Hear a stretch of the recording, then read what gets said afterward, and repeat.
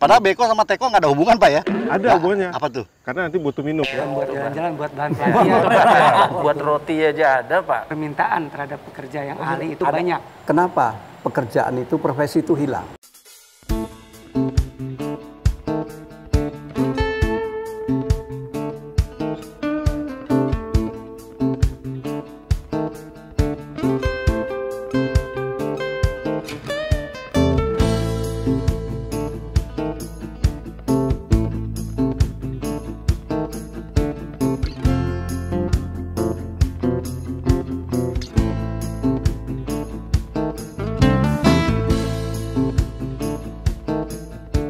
Adik-adik, teman-teman semua, pada hari ini kita akan kedatangan Bapak Dirjen Bina Latas kita dari Jakarta loh. Kan kita lagi ada kegiatan pelatihan ya.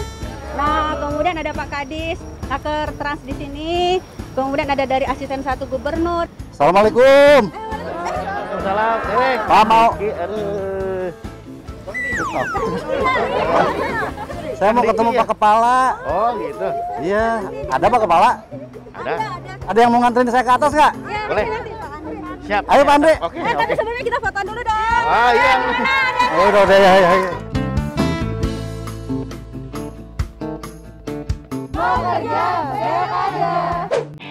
Tapi Pak Kepala lagi santai kan ya? Ada lagi di atas tadi. Sebentar, tapi jauh nggak? Ah, deket aja Kang. Bener nih. Iya, jangan sampai jauh nih. Soalnya aja, tenang bener aja. nih.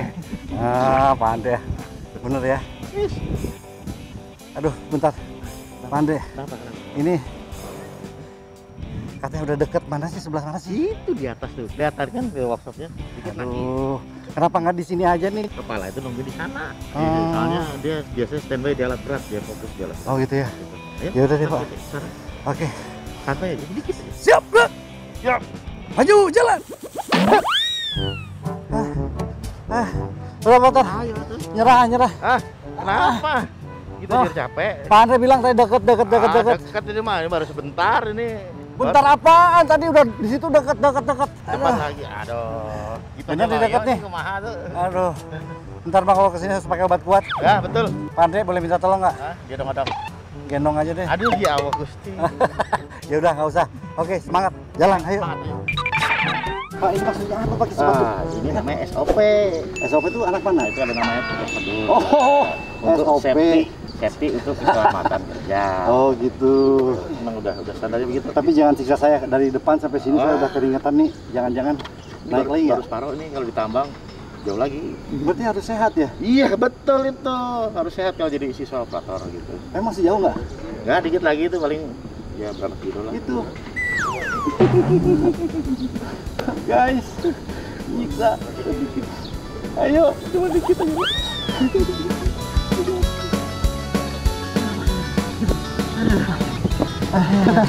Guys, nih Pak Andres Tinggi nih. Oh iya. Bercanda nih karena deket-deket aja begini. Sedikit aja, dikit lagi sampai itu gitu. Ayo Pak, let's go. Oke, Tetap semangat. semangat. Merdeka. Aduh, berasa jadi Sule kalau sama Andre nih.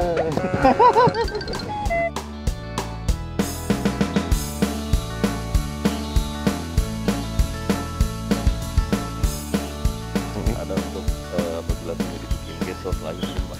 View-nya bagus untuk ke sungai ya. Iya.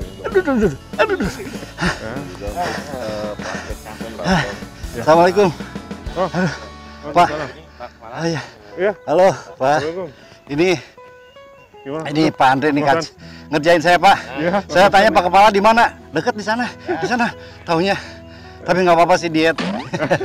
Gimana kabarnya nih? Enggak, ya saya lagi jalan-jalan kebetulan ke Samarinda. Ya. Tadi kesini ketemu sama ibu-ibu juga sama tadi siapa aja tuh banyak ya? Ada pelit, Pak. Ada Buli, oh ada macam-macam. Jangan sama Pak Andre. Pak Andre ini agak pelit Pak. Saya minta gendong nggak mau Pak. Udah gitu pakai sepatu begini. Itu Ya. SOP-nya. SOP-nya begitu ya. SOP-nya di sini untuk safety. Oh gitu ya. Ya. Pak Andre sebelah sini. Ya. Selalu pas. Takut kalau Pak Andre sama Pak Andre deketan nanti Bedok. kayak Andri gitu. Kayak Pin Upin jadinya. Nah, ini Pak, saya pengen tahu karena kan saya sempat ada keluhan. Kenapa sih banyak orang yang ngeluh soal kerjaan, bahkan ada calon pengantin bisa jadi nggak jadi nikah gara-gara suaminya nggak punya keahlian untuk bisa bekerja.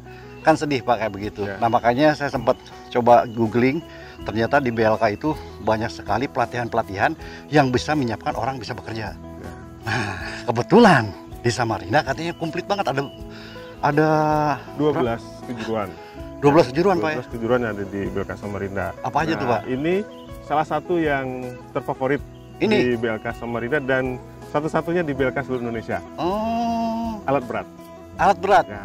Ya Bapak bilang beratnya kok lihat perut saya Pak jadinya Bapak. Dua-duanya sama. Sama berat ya Pak. Operatornya Ya, sama ya, juga. ya.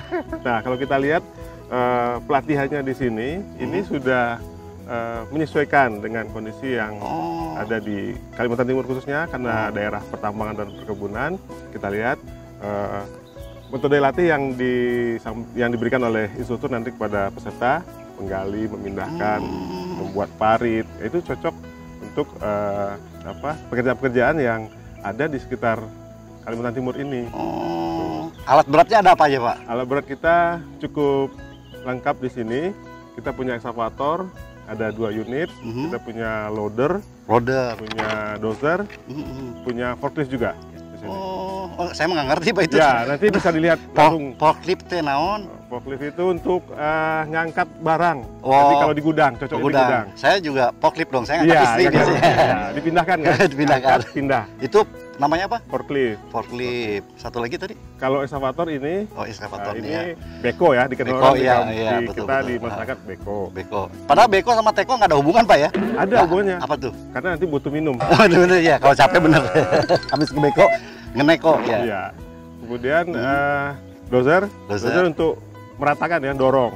Nanti kalau ada gundukan, kalau di proyek-proyek perkebunan misalnya, Betul. ada yang perlu diratain, didorong dulu. Nah, itu butuhnya dozer.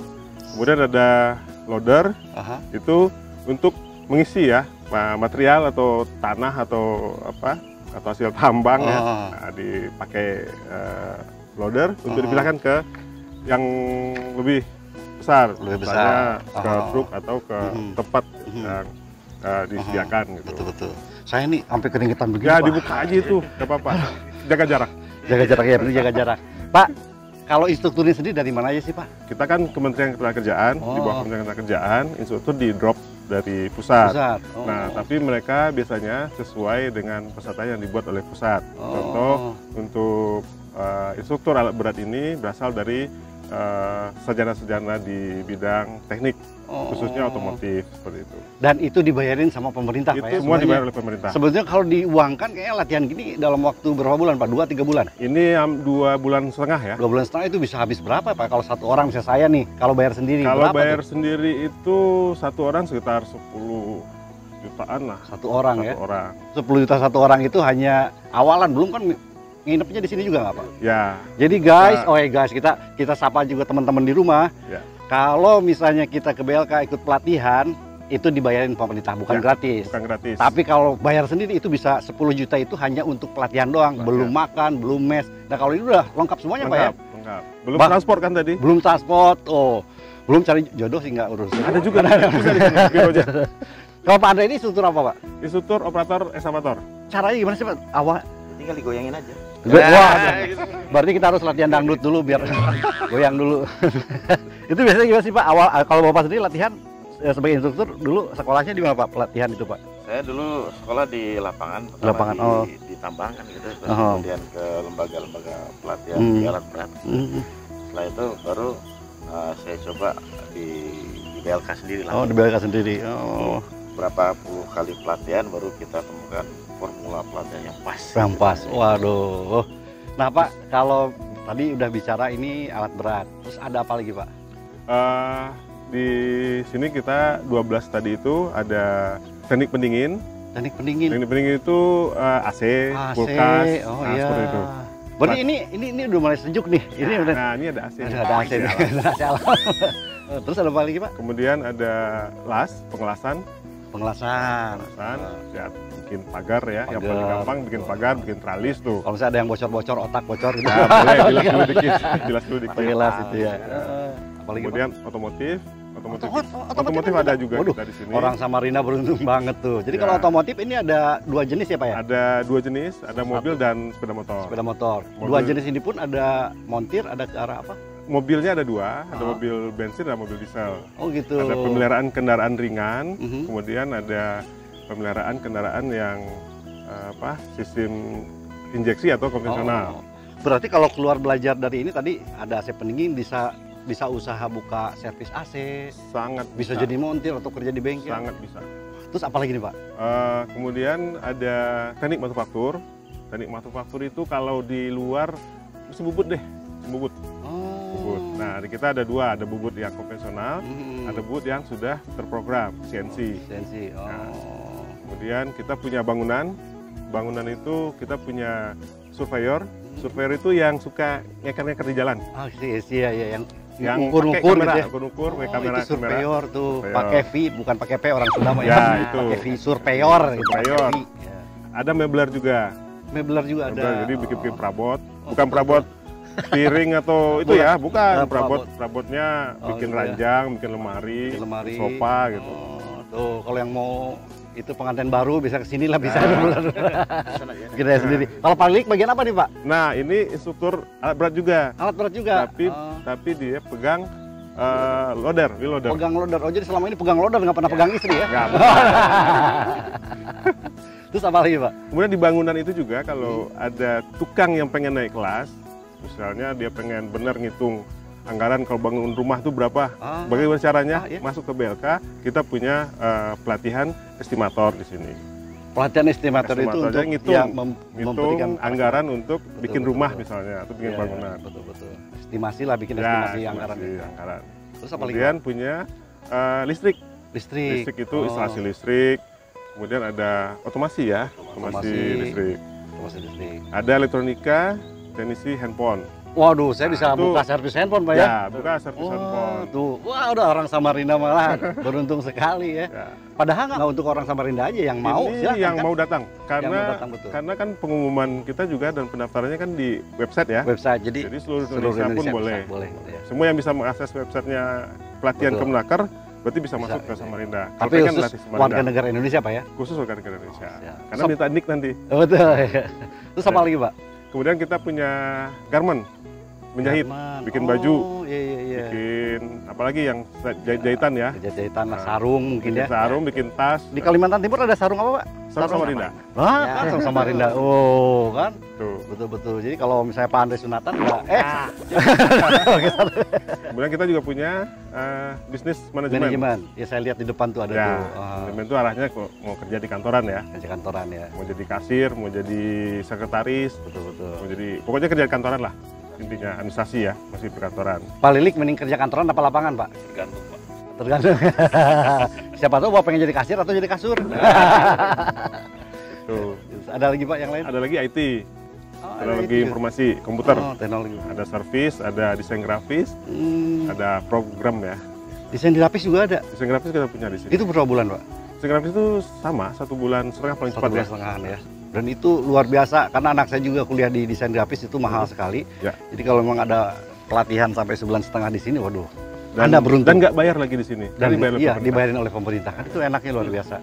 Kemudian kita punya program lagi satu lagi. Ada lagi masih. Kita punya program namanya MTU. Apa tuh? MTU itu Mobile Training Unit. Jadi kita yang menuju ke lokasi-lokasi orang yang pengen berlatih. Misalnya nih orang Samarinda jauh ke sini. Betul. Nah, mereka ingin berlatih di sana. Misalnya teknisi AC. Kita kirim alat kita ke sana, kita kirim instruktur ke sana. Mereka hanya menyiapkan tempat belajar dan tempat praktek, ya kita latihan di sana. Oh gitu ya. Mereka nggak perlu lah ya. Ya, latihan singkat. Sama, latihannya sama jam. 1,5 bulan juga. Hampir 1,5 bulan juga. Oh, asal ada nyiapin tempat lah ya. Nyiapin tempat. Nyiapin tempat dan nyiapin orang. Nyiapin orang betul. Karena kita nggak nyari orang lagi. Iya, betul. Saya Pak Kades yang nyariin.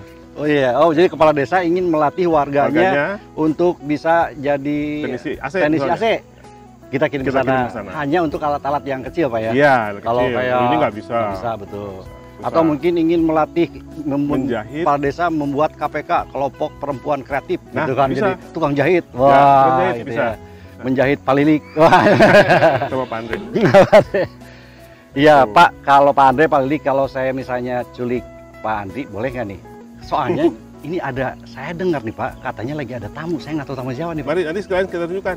Ya, lokasi pelatihan yang lebih sebelum masuk ke alat berat, teman-teman ini punya satu alat namanya simulator. Oh. Ya kayak bikin SIM lah. Oke, bikin SIM gitu ya. Jadi belajarnya gini-gini aja. Oh, kalau di Singapura ada transformer tuh ya Pak ya. Wah, kayak gitu ya. Iya benar-benar. Ya Pak Andri, makasih udah dianterin, Pak Lilik udah ditemenin. Saya mau culik dulu Pak Andri, mau ketemu kebetulan katanya ada Pak Dirjen kalau nggak salah. Tapi nggak tahu, kita cek dulu ke bawah Pak ya. Kita lihat. Pak, makasih ya udah diantar ya. Pak Lilik, ayo kita lewat sini aja Pak ya. Ya. Mari. Assalamualaikum. Alhamdulillah, ya insya Allah pemerintah Provinsi Kalimantan Timur menyambut baik Pak langkah ini, dan ini areanya 10 hektar ini luar biasa, sudah di tengah kota ini Pak. Dan saya yakin pemerintah Provinsi, Pak Gubernur punya kepedulian terhadap bagaimana meningkatkan kualitas sumber daya manusia di Kalimantan Timur. Baik, Pak. Assalamualaikum. Waalaikumsalam warahmatullahi wabarakatuh. Apa kabar Bapak ya Allah? Baik. Alhamdulillah. Ini tadi saya habis dari atas nih Pak sama Pak Andi Pak.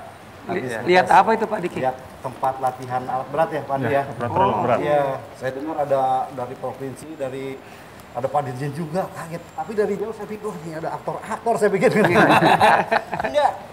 Coba ini ganteng-ganteng gitu. Udah kalah deh aktornya udah. Kayaknya saya harus pensiun nih kayaknya di dunia aktoran. Harus pindah ke satu saya Pak. Sama Dirjen. Sudah sehat Bupati. Sehat Pak semuanya Pak. Alhamdulillah Pak Diki. Ini kalau sama Pak Dirjen saya udah kedua kali ini Pak. Walaupun baru sekali kita ketemu Pak ya. Betul. Sudah sangat dekat sekali nih.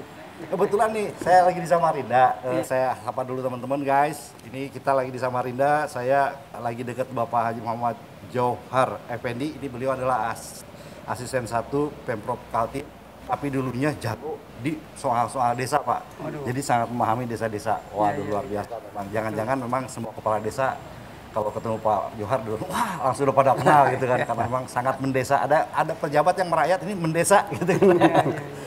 Dan ada juga ini ya bisa dibilang guru saya, karena saya ketika ngobrol banyak di Semarang kemarin Pak ya. Betul, Banyak ilmu-ilmu yang Pak didapatkan Diki. dari Bapak Dirjen Bina Lantas, Bapak Budi Hartawan SMA. Ya, terus ada juga di sini Bapak Haji Suroto, Kadis Naker Trans Pemprov Kaltim, ini yang sebetulnya sangat ditunggu-tunggu oleh biasanya generasi muda para pekerja, karena saya pernah di ini Pak, jadi di Garut juga ada yang namanya Dinas Tenaga Kerja masih memegang BLK juga Pak. Oh iya BLK tapi betul. dikelola oleh daerah, dan ternyata berat kalau dikelola daerah. Dan memang ini sangat berharap banyak kepada Pak Kadis.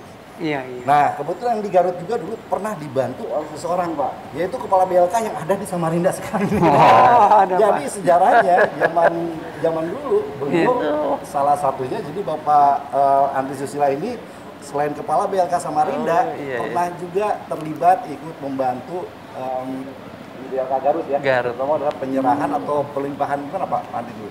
Jadi waktu itu BLK Garut menjadi binaan dari Balai Besar Bandung, Pak. Bandung. Saya kebetulan dinasnya di BLK Bandung, Pak. Jadi Cukup lama ya? Lama juga Pak ya? Ya, nggak lama, Pak. 2 tahun lah. Di sana.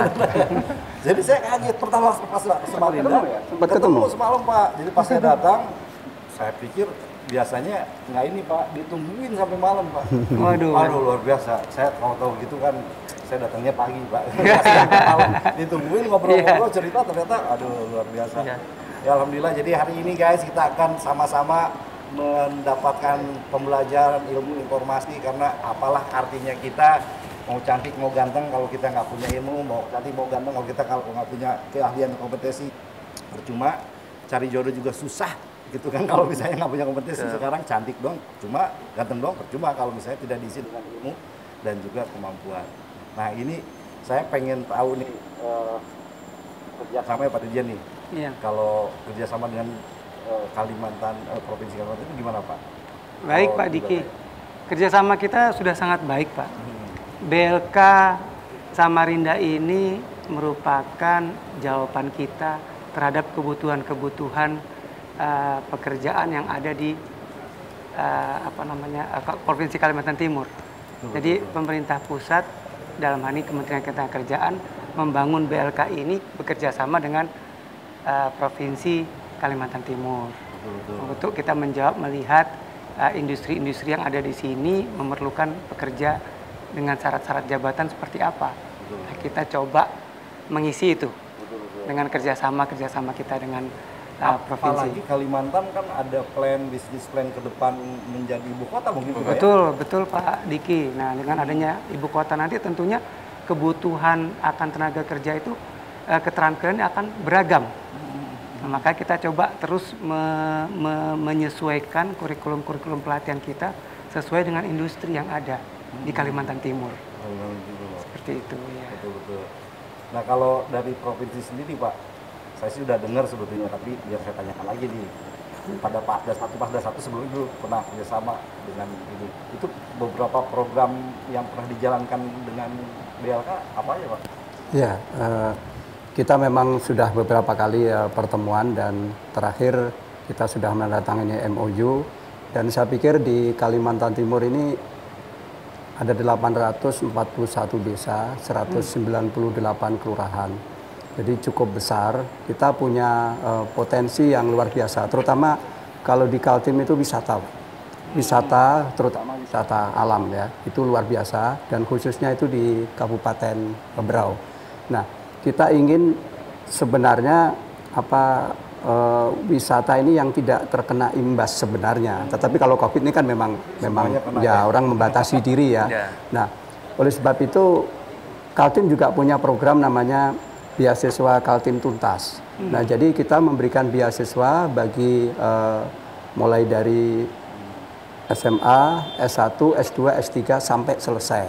Tuntas itu sampai selesai. Jadi tidak boleh 1 tahun kemudian tahun depan bingung lagi dari mana dananya. Nah, ini memang komitmen Bapak Gubernur di dalam melaksanakan visi dan misinya ya. Dan saya rasa apalagi kita sudah akan menjadi ibu kota negara, memang kami dari pemerintah Provinsi Kalimantan Timur berharap, karena ini kan program nasional, jadi kami berharap ada dukungan dari pemerintah pusat bagaimana meningkatkan kapasitas warga masyarakat, termasuk juga kapasitas kelembagaan bagi pemerintah pada level yang paling bawah. Ini penting supaya paling tidak kalau mereka punya kemampuan bisa terlibat, tetapi kalau tidak punya skill ya nggak bisa kan. Nah, oleh karena itu mumpung ini masih ada proses yang harus dijalani, kami harapkan ada dukungan dari pemerintah pusat. Baik. Nah, ini ada berarti kita ada poin 1 nih Pak. Mungkin Pak Dirjen sama dibantu Pak Kepala, pernah nggak terjadi misalnya kerjasama pelatihan untuk aparatur negara, misalnya manajemen bisnis atau apa, itu pernah dilakukan nggak kerjasama semacam itu di sini atau mungkin di daerah lain? Pernah nggak Pak Kepala? Sebenarnya itu ada ya, tapi tidak secara kerjasama resmi antar lembaga. Jadi misalnya ada beberapa staf yang dititipkan untuk ikut pelatihan.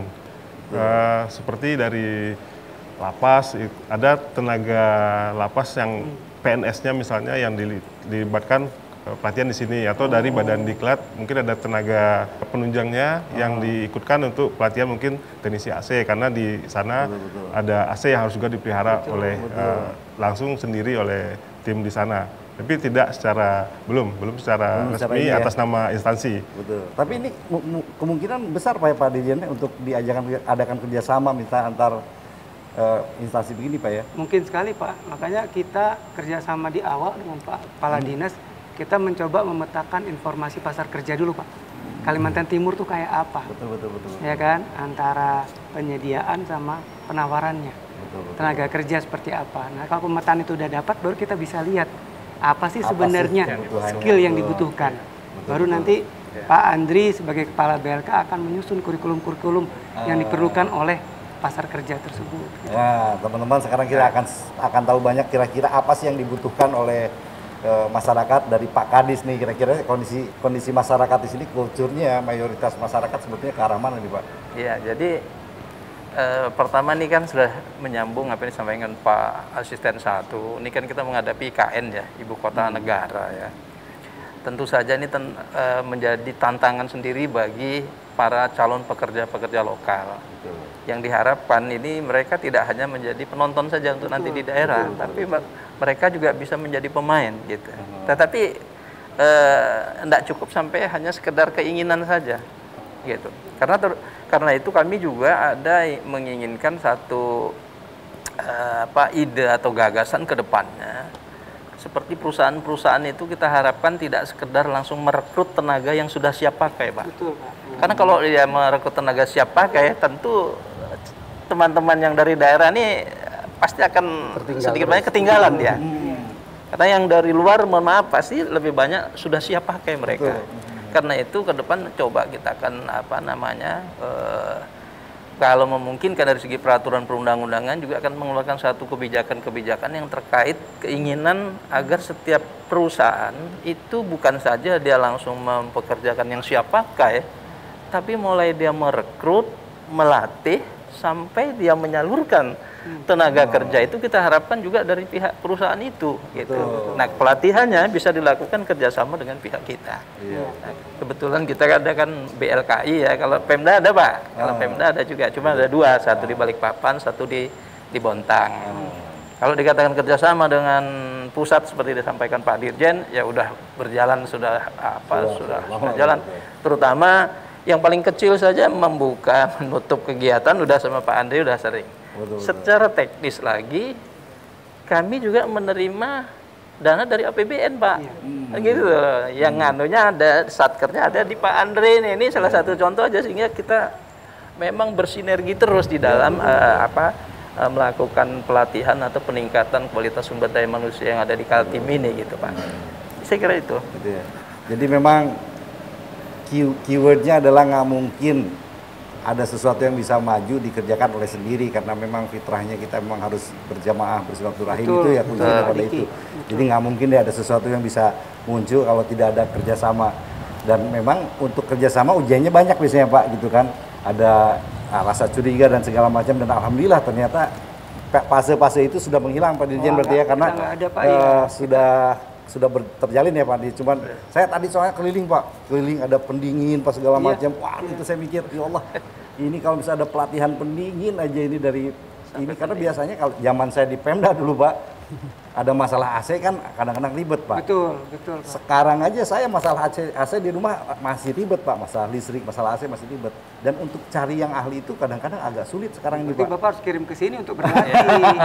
Makanya kalau sebetulnya, wah ini luar biasa. Jadi kalau misalnya Pemda atau Pemkot atau mungkin Pemprov juga mengirim itu untuk ada pelatihan untuk pendingin, ada kan ya? Betul, Pak? Takut saya ada, Pak. Ada, Pak. Ada ya, Pak? Ada. Itu jadi biar orang ini ya, kulkas sama AC. Kulkas sama AC, Pak. Sama AC, itu kan. Buat roti aja ada, Pak Diki. Pembuatan kue roti aja juga pelatihan ada. Apalagi suasana Covid ini, mereka begitu keluar, mereka bisa membuat, paling tidak menopang kehidupannya sendiri, bisa dia. Jadi banyak sekali memang kegiatan yang dilakukan di BLK. Betul. Nah, kalau melihat kondisi hari ini nih, Pak ya, hari ini melihat potensi yang ada di Kalimantan nih dari Pak Kadis yang mungkin dikembangkan seperti apa? Karena saya pernah dengar ada program di daerah yang lain, bisa ada program desa lampu, jadi mereka bikin biogas pakai lampu, ada desa sapi katanya kalau nggak salah. Mungkin di sini ada nggak desa yang memang masyarakatnya ngurus sapi, ada desa apa, jadi kayak village breeding center kayak begitu.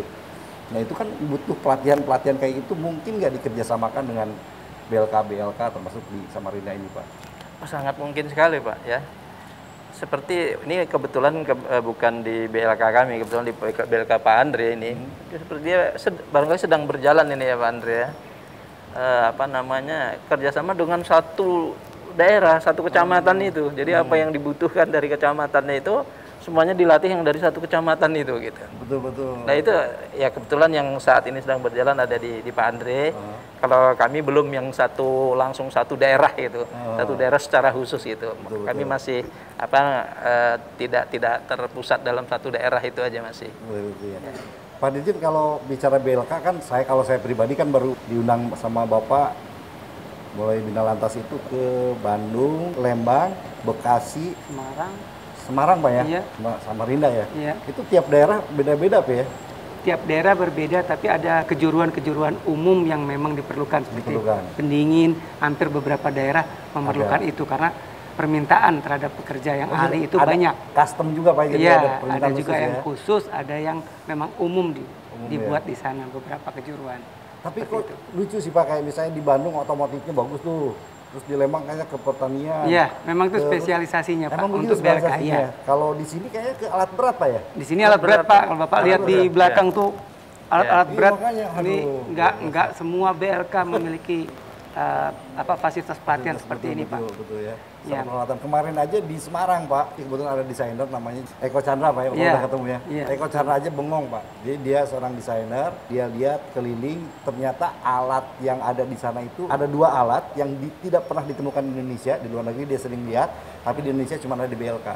Jadi dari secara fasilitas saja emang sangat luar biasa, Pak, gitu kan yang betul, dilihat Pak ini. Diki. Ya. Dan saya dapat informasi juga dari Pak, katanya ada apa di otomotif, ada apa, Pak? Ada alat juga yang cuma di bengkel-bengkel ini nggak ada, Pak, ya? Yang tidak ada di BLK lain itu ini, alat berat ini. Alat berat. Excavator, dozer, loader itu tidak ada di BLK lain, hanya ada di BLK ini. BLK ini ya?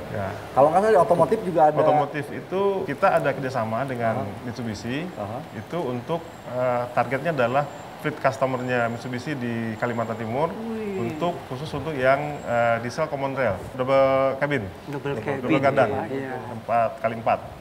Nah, itu di kita. Dan nanti kita akan menjadi training centernya Mitsubishi setelah upgrade-an dari Bandung, karena Bandung itu Mitsubishi yang dasar.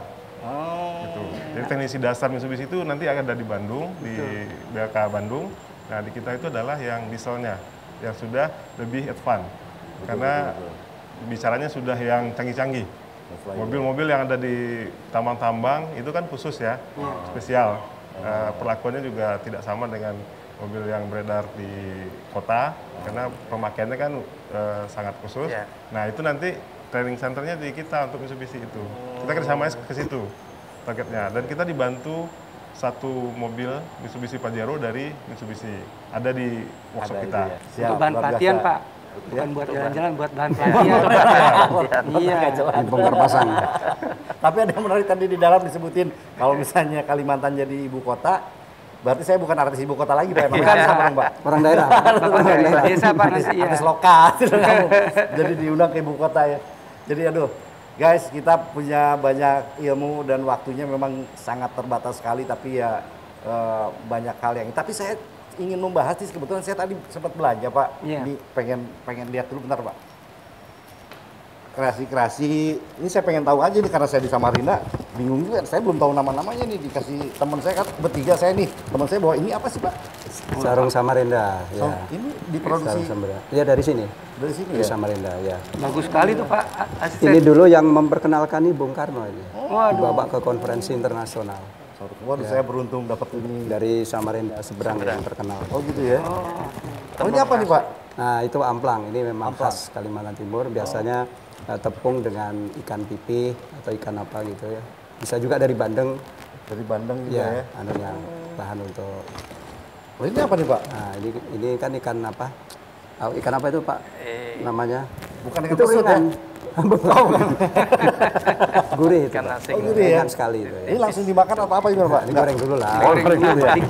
Jadi guys, saya dapat oleh-oleh banyak banget sampai ke kerajinan yang seperti ini. Nah, itu manik-manik itu ya. Manik-manik Dayak nih, Pak ya? Oh, bagus sekali tuh, Pak Diki. Kalau ini dari BLK ini ya? Salah satu dari kejuruan garment ya? Namanya Mas Heri, tiba-tiba bikin begini dan sekarang sudah nyebar nih. Teman-teman saya juga udah pada beli yang kayak begini. Luar biasa. Jadi ini kisah nyatanya. Karena saya secara pribadi ada saudara saya, dia sarjana, nggak bisa kerja karena bingung. Bilang dia nggak bisa ngapa-ngapain sampai akhirnya sekarang dia harus ikut pelatihan-pelatihan, Pak. Bayar lagi karena belum tahu BLK, Pak. Oh, gitu. Udah sarjana nih, cari kerja susah. Mau usaha, ada modal dari orang tuanya.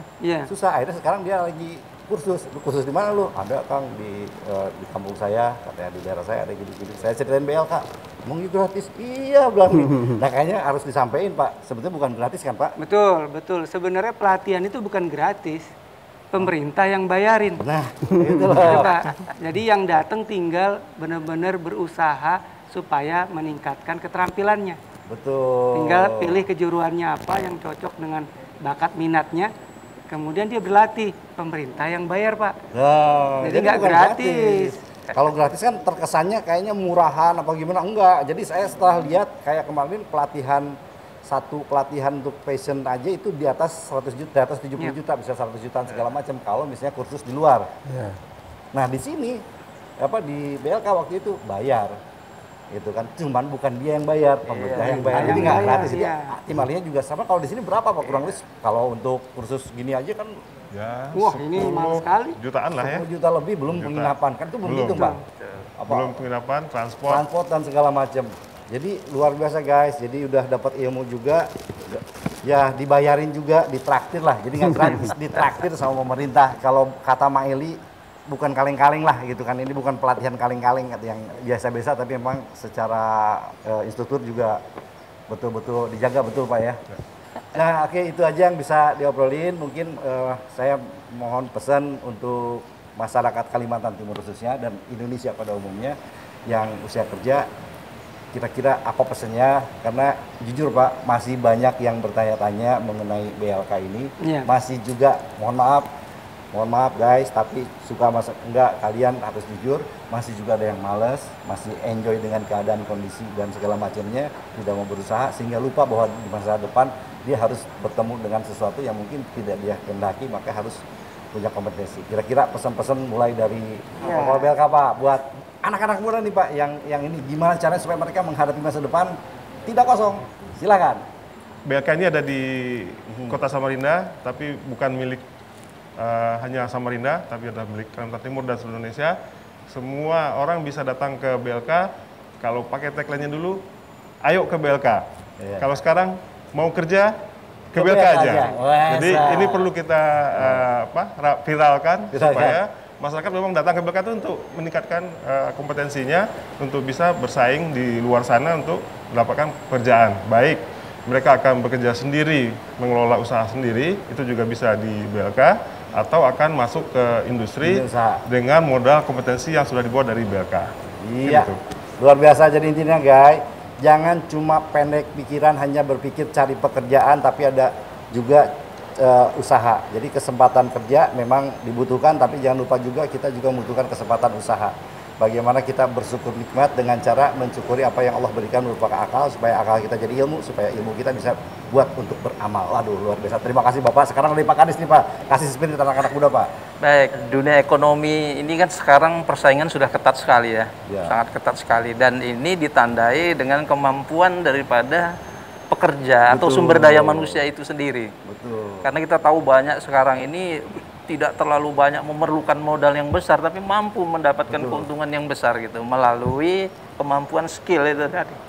Dari ini, karena itu manfaatkan teknologi informasi komunikasi ini, jangan sekedar kita HP membuka-buka yang ini saja, tetapi juga mencari informasi yang terkait dengan pelatihan-pelatihan yang dilakukan oleh BLK, terutama BLK yang ada di daerah gitu. Karena itu kalau sudah nantinya sudah berhasil mengikuti pelatihan, diharapkan bukan saja nanti dia bekerja, mencari pekerjaan, tapi dia juga mampu membuka peluang kerja gitu. Jadi bukan sekedar ini. Dan untuk bisa mengikuti pelatihan itu tidak sulit. Mungkin dia menghubungi Dinas Tenaga Kerja setempat dulu saja. Informasi awal dari situ mengenai pelatihan-pelatihan yang akan diadakan oleh pemerintah Provinsi Kalimantan Timur. Dari situ mudah sekali. Seperti yang disampaikan Pak Dirjen tadi, gratis bagi mereka, tapi bagi pemerintah tidak gratis gitu. Ada biaya yang harus dikeluarkan. Tidak terlalu sulit juga untuk persyaratan yang harus dilalui untuk mengikuti pelatihan itu. Jadi saya mengajak khususnya angkatan muda, angkatan kerja yang ada di Kalimantan Timur inilah, untuk dia jangan bersantai-santai saja. Mempersiapkan diri untuk menghadapi satu persaingan ke depannya, terutama meningkatkan kualitas kemampuan kita itu dalam menghadapi tantangan-tantangan ke depan yang semakin hari semakin ketat. Saya kira itu. Oke, keywordnya adalah ketat. Banyak yang pakai baju ketat. Banyak apa? Salah gue. Persaingan makin ketat. Jadi kita harus mengisi kita dengan kompetensi skill. Nah, Pak, kalau menurut Bapak sekarang kondisi menghadapi Kalimantan jadi ibu kota, kira-kira spirit buat adik-adik kita apa nih khusus di Kalimantan nih? Ya, barangkali kalau adik-adik tidak menemui profesi misalnya pekerjaan tukang servis mesin ketik. Kalau kita lahir tahun 60, 50 ketemu itu. Kenapa pekerjaan itu, profesi itu hilang? Karena sudah seiring dengan perkembangan alat-alat teknologi. Nah, oleh karena itu memang kita harus segera menyesuaikan perkembangan. Kita tidak boleh merasa, wah saya sudah hebat, tapi tidak mau melakukan perubahan-perubahan. Nah oleh karena itu Ini ada pantun titipan Pak Wagub, ya harus saya bacakan ini ya. Sarapan pagi sepiring nasi, berteman ikan sambal terasi. Ayo giatkan pelatihan vokasi, siap kerja punya kompetensi. Ada satu lagi. Ada kelinci belang di paha, bermain-main di jalan raya. Mari bekerja dan berusaha, semoga sukses menjadi kaya. Itu titipan Pak Wagub, satu dari saya. Ada. Menolong orang memakai tali, tapi ingat harus hati-hati. Hidup itu hanya sekali, maka jadikan hidupmu lebih berarti lagi. Nah ini Pak Diki itu ternyata luar biasa ini, sangat bermanfaat ini. Kalau orang tidak tahu, beliau seperti cengengesan, bercanda gitu kan. Tapi ternyata luar biasa pemahamannya. Kalau dalam ilmu itu makrifatnya tinggi begitu. Iya. Terima kasih Pak, terima kasih juga, tolong sampaikan kepada Pak Wagub, mudah-mudahan sehat selalu. Dan ya intinya bahwa di sini ya spirit yang positif yang harus kita miliki. Terima kasih Pak Wagub. Nah sekarang dari Pak Dirjen nih, kira-kira untuk anak-anak muda apa nih Pak yang terbaik untuk anak-anak muda sekarang, apa yang harus diisi ini secara keseluruhan di Kalimantan tapi Indonesia, karena insya Allah yang nonton ini banyak dari beberapa daerah, karena banyak sekali anak-anak yang menyia-nyiakan, mohon maaf jangan tersinggung, menyia-nyiakan waktunya dengan hal-hal yang tidak manfaat, pada Argo terus berjalan. Terus berjalan. Mudah-mudahan tidak terjadi pada penonton kita dan juga kita semua. Kira-kira apa nih spirit yang bisa Mbak Dirjen sampaikan supaya mereka menjadi generasi-generasi yang lebih baik daripada kita semua? Baik, Pak Diki. Ini begini, sekarang zamannya milenial. Hampir sebagian besar proporsi penduduk kita milenial. Nah, adik-adik milenial ini kreatif, sangat kreatif. Kita lihat sekarang perubahan-perubahan di dunia kerja, di dunia usaha itu akibat daripada pikiran kreatif anak-anak muda. Nah, anak-anak muda itu jangan sekali-sekali menghabiskan waktu yang tidak berguna. Pelajari hal-hal, banyak hal yang harus kita pelajari untuk memberikan solusi kepada masalah-masalah yang ada di masyarakat. Nah, dengan adanya memberikan solusi itu, udah pasti kita mudah. Bukan cuma mendapatkan pekerjaan, tapi juga bisa berusaha dengan mudah. Kita lihat sekarang industri kreatif booming. Nah, ini karena anak-anak muda yang kreatif. Jadilah anak muda yang kreatif. Iya, oke, tepuk tangan buat kita semua. Oke guys, teman-teman, banyak sekali hikmah yang bisa kita ambil dari sini. Inti utamanya atau inti besarnya, pemerintah, apapun instansinya pada dasarnya ingin menjadi bagian daripada solusi, bukan bagian daripada masalah. Mudah-mudahan anak-anak muda juga begitu. Jangan pernah mau jadi bagian daripada masalah, tapi jadilah bagian daripada solusi. Dan insya Allah dengan kerjasama kita akan bisa membuat sesuatu yang bermanfaat. Jadi jangan pernah sendiri seperti yang kita sampaikan di Semarang dulu Pak. Betul. Kita jangan jadi cuma sapu lidi yang cuma satu. Sapu lidi ini kumpulin bersama, baru akan bermanfaat banyak untuk nyapu. Tapi kalau cuma satu, hanya buat pedesin orang. Jadi bersatulah kita untuk sesuatu yang lebih baik, untuk Indonesia lebih baik, dan mudah-mudahan kita semua dimudahkan Allah untuk setiap niat-niat kita yang baik untuk negara dan bangsa yang indah ini. Assalamualaikum warahmatullahi wabarakatuh. Waalaikumsalam. Terima kasih Bapak, saya pamit. Terima kasih Pak Diki. Sama Bapak pinjam lagi Pak. Oh gitu. Iya. Jadi duet dulu sekarang Pak. Iya, silakan Pak Diki. Ibaratnya itu kalau di Pak Andri Diki itu kayak Sule sama Andres Diki Pak, kurang lebih. Jadi harus berdua terus. Saya mau izin dulu Pak. Saya baik. Saya bawa pulang. Jangan lupa oleh-olehnya dibawa pulang Pak. Biar bisa nanti dipromosikan ke daerah lain. Sudah minum air mahakam Pak? Belum Pak. Nah, kalau sudah minum bisa kembali lagi. Kalau belum minum nanti nggak balik lagi Pak. Oh siap. Terima kasih Bapak. Terima kasih Pak Diki, terima kasih. Selamat. Waalaikumsalam. Waalaikumsalam.